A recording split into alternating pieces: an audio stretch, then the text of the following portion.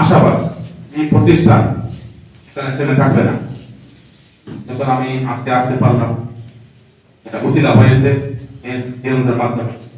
আমি যতটুকু সম্ভব আমি সবসময় সহযোগিতা করবো। যদি আমার ক্ষমতা থাকতো সবাইকে আমি লন্ডনে নিয়ে যেতাম।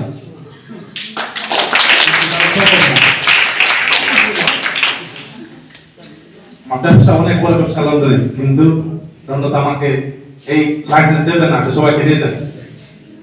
কিন্তু আমি আশাবাদ তোমরা আমার মেয়ের মতো, আমার বড় মেয়ে, ওর বয়স 16 বছর, তোমাদের দিকে থাকলে মনে হয় তোমার সব আমার মেয়ে। আর দাদা তা বলছে, যদি তোমাদের উপর কোনো ইপিজিং অথবা কোনো অন্যায় করা হয়, আমাদের বড় ভাই এখানে আছেন, সবাই দাদা আছেন, প্রশাসনের লোক আছেন, তোমরা সুন্দরভাবে পড়ালেখা করবা। আর আমার পক্ষ থেকে যতটুকু সম্ভব আমি সহযোগিতা করব।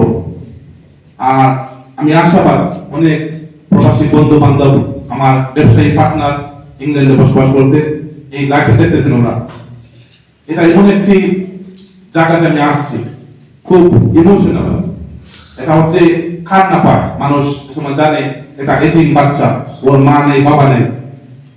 এখানে কিন্তু খেলাধুলা হইতেছে না। এখানে কি হচ্ছে?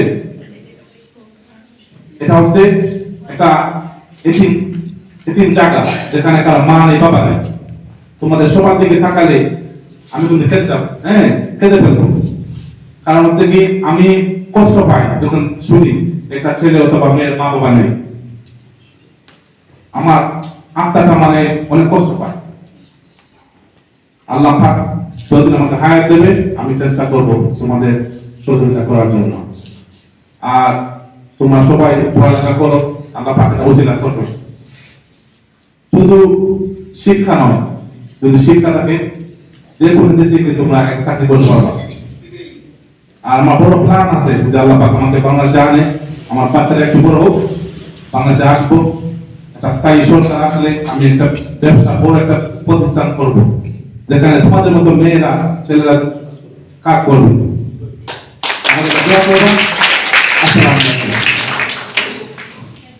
ধন্যবাদ। আমরা অন্ত শেষ করে দেবো। আমাদের সময় আছি।